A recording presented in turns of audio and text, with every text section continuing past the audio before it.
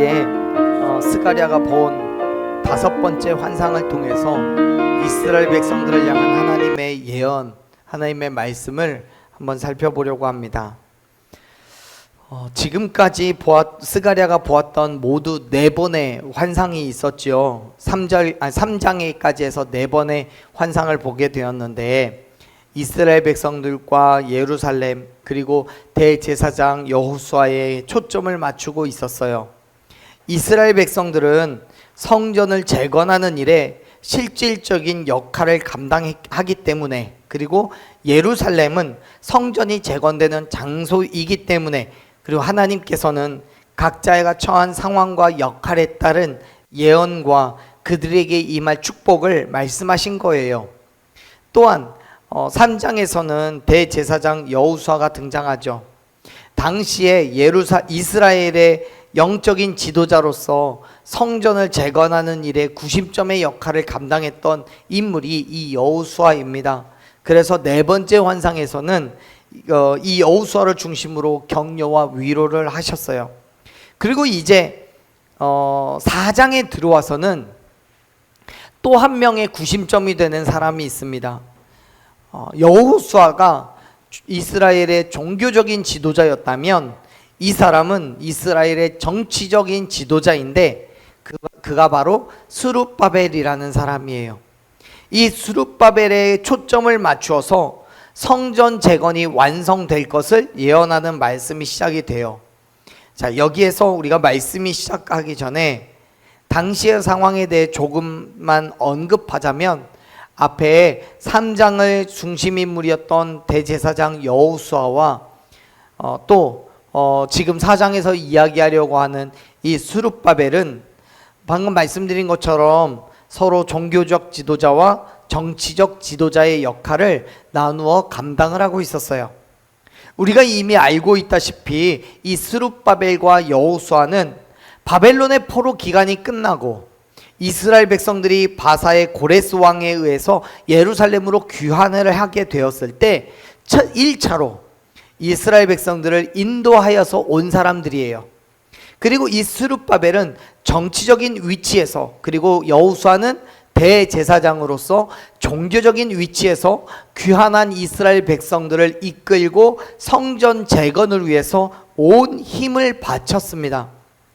그러다가 시간이 지나 주변의 이방 민족들과 예루살렘 내의 문제들로 성전 재건이 멈추고 말았어요.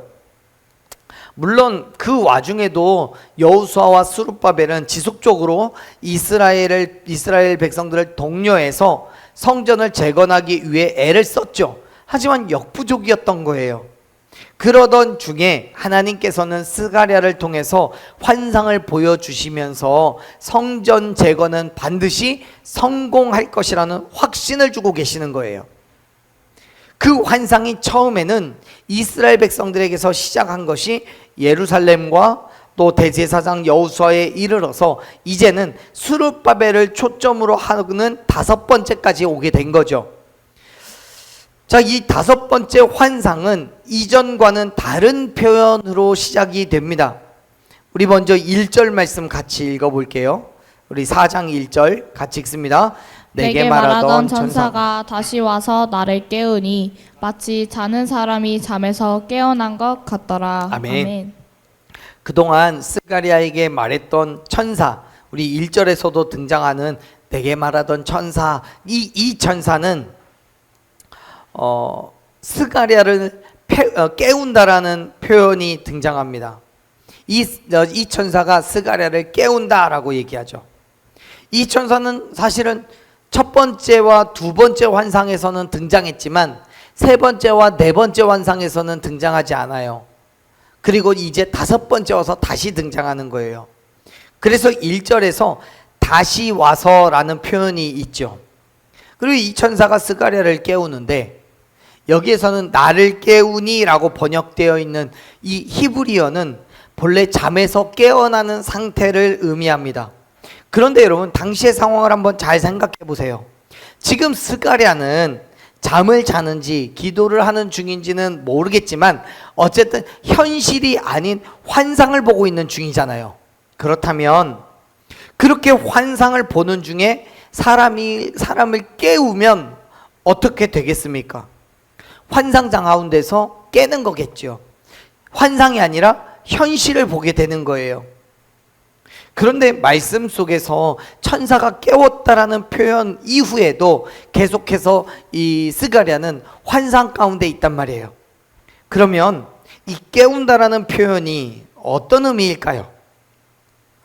말씀 속에서 깨웠다라는 표현의 히브리어는 정신을 강하게 자극하거나 감동을 시켜서 어떤 일을 행하도록 매우 강하게 역사하는 행위를 나타낼 때 사용합니다.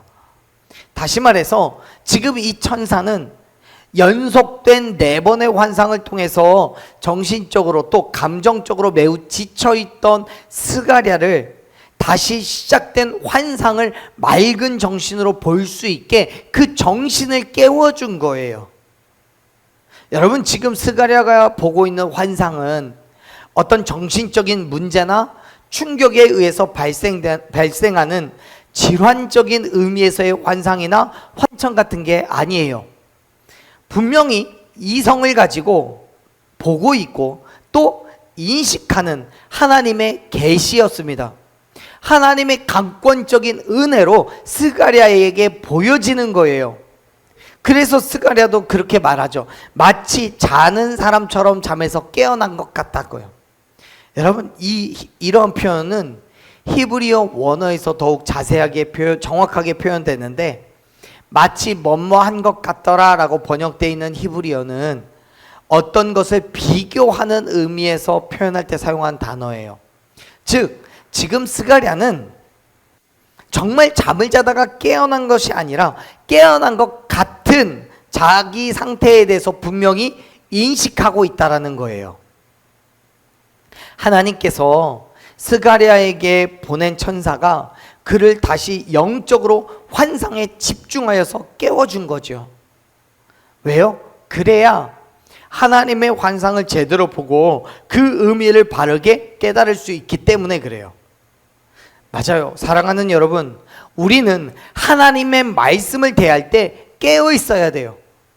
기도하고 또 성경 볼 때 나의 스스로 주관적인 느낌이나 관점이 아니라 우리의 영으로 깨어서 맑은 정신으로 대해야 돼요. 그런데 오히려 육체적, 정신적으로 명확하지 않은 상태에서 내가 경험한 걸 마치 절대 계시나 환상이라고 말하며 주장하는 사람들이 있어요. 얼마 전에도요, 교회에 편지가 와서 봤는데 자기가 재림 예수라고 말하더라고요. 그러면서 자기네 교회로 오래요. 그래서 도대체 이 사람이 누군가 하고 찾아봤더니 이미 이 사람은 수십 년 전에 죽었어요. 그런데 그 사람을 재림 예수라고 믿고 그 교회를 다니는 사람들이 아직도 있더라고요. 여러분, 성경은 우리에게 깨어있으라고 말합니다. 근데 깨어서 뭐 하라고 얘기해요? 기도하라고 얘기해요. 그리고 뭐 하라고 얘기해요? 성경 보라고, 말씀을 들으라고 얘기해요. 여러분, 하나님께서는 구약시대처럼 환상과도 같은 방법으로 우리에게 계시하시지 않아요. 왜냐하면 우리에게는 뭐가 있으니까요? 성경이 있으니까요. 디모데후서 3장 15절부터 17절까지 해서 그 점을 분명히 얘기해요.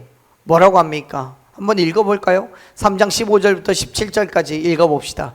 또 어려서부터 성경을 알았나니 성경은 능히 너로 하여금 그리스도 예수 안에 있는 믿음으로 말미암아 구원에 이르는 지혜가 있게 하느니라. 모든 성경은 하나님의 감동으로 된 것으로 교훈과 책망과 바르게 함과 의로 교육하기에 유익하니 이는 하나님의 사람으로 온전하게 하며 모든 선한 일을 행할 능력을 갖추게 하려 함이라. 아멘. 우리는 성경을 통해서 구원에 이르는 지혜를 얻을 수 있어요. 환상을 통해서, 환청을 통해서 구원에 이르는 게 아니에요. 지금 우리는 성경을 통해서 얼마든지 구원에 이르는 지혜를 얻을 수 있어요. 여러분, 예수 그리스도를 알 수 있다는 거예요. 그의 죽으심과 부활하심을 알고 우리를 향한 그의 생각과 마음과 뜻을 알 수 있다는 거예요. 17절에서 이야기하고 있죠. 하나님의 사람으로 온전하게 하고 모든 선한 일을 행할 능력을 갖출 수 있다고요. 그렇습니다. 하나님의 계시는 성경을 통해서 완성되었어요. 그러나 우리가 그 성경을 깨닫기 위해서는 스가랴처럼 영적으로 깨어있지 않으면 안 되는 거예요. 그래서 깨어있으라고 말씀하는 거예요. 예수님께서 겟세마네 동산에서 제자들에게 뭐라고 했어요? 깨어 기도하라고 얘기하셨어요. 그리고 많은 사람들에게 예수님 뭐라고 얘기하셨어요? 귀 있는 자는 들을지어다라고 말씀하셨어요. 또 바울도요, 데살로니가전서 5장 5절부터 6절까지 해서 뭐라고 얘기합니까? 우리를 향해서 권면하죠. 다른 사람들과 같이 자지 말고 오직 깨어서 정신을 차리라고요. 왜요? 우리가 빛의 아들, 즉 예수 그리스도의 죽으심과 부활하심을 믿음으로 말미암아 하나님의 자녀가 되는 권세를 얻었기 때문에요. 아멘. 사랑하는 여러분, 깨어나십시오. 생명과 진리의 말씀인 성경을 바르게 깨닫고 말씀대로의 삶, 그의 뜻하신 대로의 삶을 살아가기를 원하신다면 깨어 있으시기를 축원합니다. 그렇게 영적으로 깨어있기 위하여 그 경건의 삶을 살아내야 되는 거예요. 성경 보고 기도하고 예배하고 말씀을 듣고 조금이라도 소홀하게가 아니라 온전한 그리스도인으로 살아가기 위해서 발버둥 치는 삶이 우리에겐 있어야 되는 거예요. 그때 하나님께서 우리에게 말씀하시는 거고요. 우리를 깨어있게 하시는 거예요. 하나님의 뜻을 깨닫게 하시고 그 말씀대로의 삶을 살아내도록 힘과 능력을 더하여 주심을 여러분 믿으시길 바랍니다. 스가랴는 그렇게 영적으로 정신을 다시 새롭게 하여서 5번째 환상을 봐요. 그 환상의 내용이 2절 3절에 있는데 한번 읽어보죠. 2절 3절 말씀 읽겠습니다. 그가 내게 묻되 네가 무엇을 보느냐? 내가 대답하되 내가 보니 순금 등잔대가 있는데 그 위에는 기름그릇이 있고 또 그 기름그릇 위에 7 등잔이 있으며 그 기름그릇 위에 있는 등잔을 위에서 7 관이 있고 그 등잔대 곁에 2 감람나무가 있는데 하나는 그 기름그릇 오른쪽에 있고 하나는 그 왼쪽에 있나이다 하고. 아멘. 환상의 내용이다 보니까 되게 해석하기 어려운 그런 말씀들로 기록이 되어 있어요. 그리고 이 환상의 내용은 2절 3절이 전부이고요. 그 다음은 그 환상에 대한 해석의 내용이 기록되어 있습니다. 그 해석의 내용에 자세한 해석의 내용에 대해서는 우리가 다음 주에 알아보도록 하고요. 이 2절 3절의 말씀을 우리가 그림으로 그려보자면 이런 느낌일 거예요. 지금 전혀 우리가 이해가 잘 안 되잖아요. 어떤 그림일지 이런 느낌일 거예요. 나중에 말씀을 근거로 상징하여서 그린 거니까 대충 느낌이 이렇다라고 이해하시면 돼요. 우리가 등잔대를 이야기할 때 이렇게 생각해 볼 수 있어요. 한 7가지가 있는 등잔대와 관이 위로 올라 있고 그 관은 기름 그릇에 담겨져 물려 있습니다. 그리고 양쪽으로 나 있는 감람나무에서 관이 연결되어 있는 이런 그림일 거예요. 인터넷을 뒤져보니까 여러 가지 그림들이 있는데 제가 생각할 때 이 그림이 가장 이해하기 쉬운 그림인 것 같아서 한번 가져와 봤습니다. 여러분, 우리가 등잔대를 이야기할 때 생각나는 용도와 장소가 있을 거예요. 그게 어디입니까? 어떤 용도예요? 출애굽 당시에 이스라엘 백성들이 사용했던 성막이요. 그 성막 안에는 성소가 있고 그 성소에 금으로 만든 등잔대가 있어요.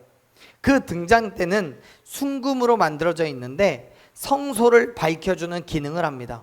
그런데 지금 스가랴가 보고 있는 등잔대는 그것과는 3가지가 다른 점이 있어요. 첫째는 스가랴의 환상에는 기름 그릇이 있는데 성막의 등잔대는 없어요. 둘째, 스가랴의 환상에는 기름 그릇과 연결되어 있는 관이 있는데 등잔대에는, 성막에 있는 등잔대에는 그게 없어요. 마지막 세 번째, 스가랴의 환상 속에 있는 등잔대에는 좌우에 감람나무가 있는데 성막에는 없어요.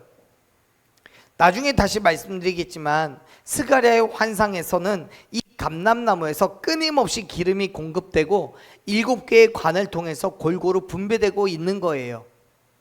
이것이 스가랴가 본 환상의 내용입니다.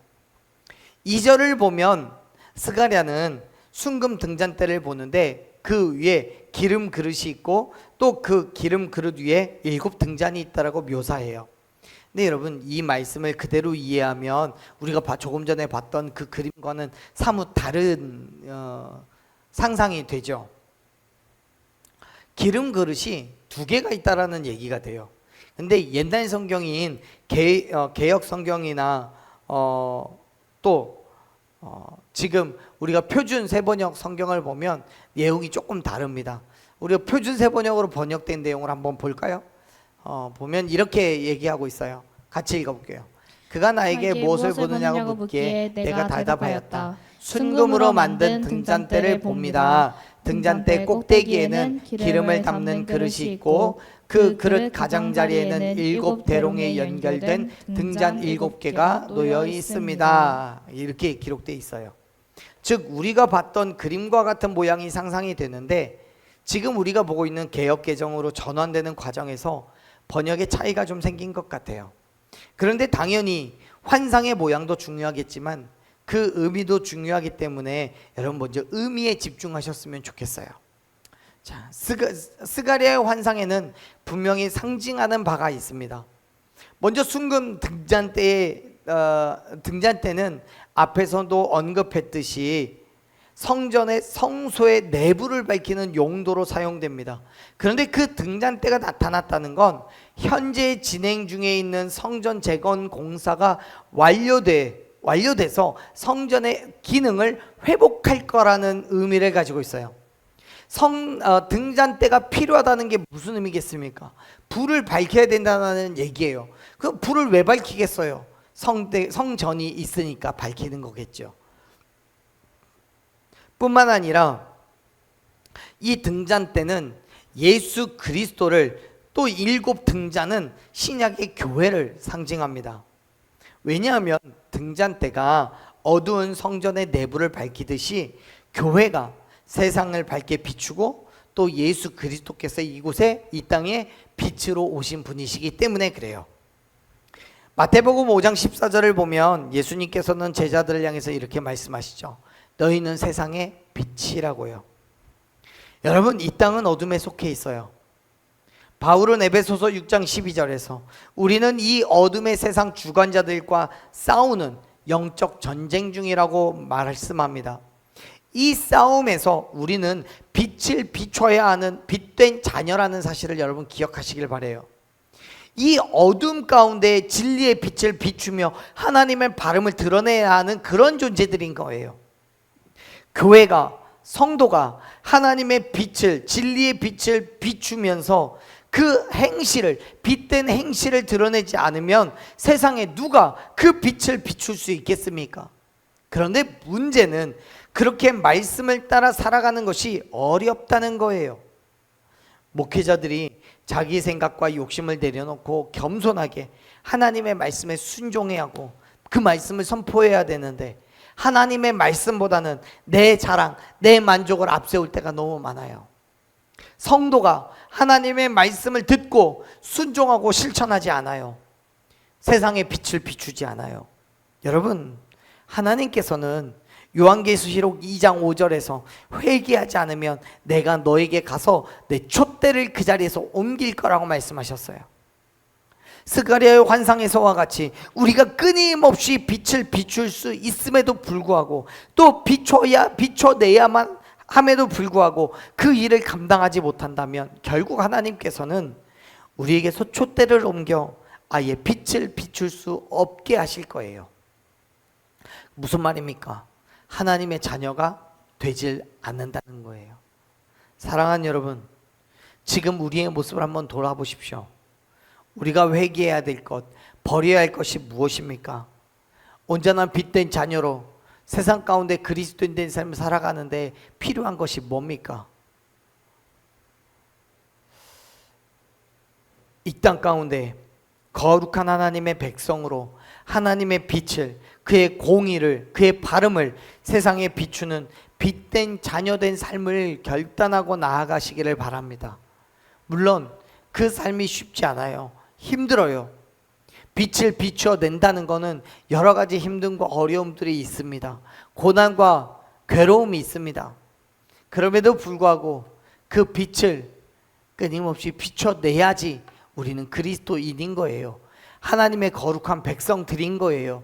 그렇기 때문에 사랑하는 여러분, 오늘 저와 여러분이 다시 한번 믿음으로 결단했으면 좋겠어요.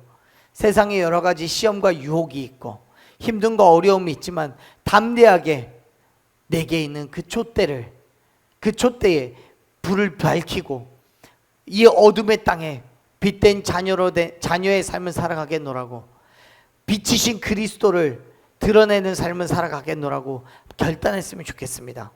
그 믿음의 삶으로 한 걸음 한 걸음 걸어 나아갈 때 살아서 역사하신 하나님께서 저와 여러분의 삶에 주관하시고 반드시 그 삶을 살아낼 수 있도록 이기고 승리케 하실 줄로 믿습니다. 그 믿음의 삶으로 한 걸음 한 걸음 나아가는 저와 여러분이 되기를 간절히 축원합니다. 아멘.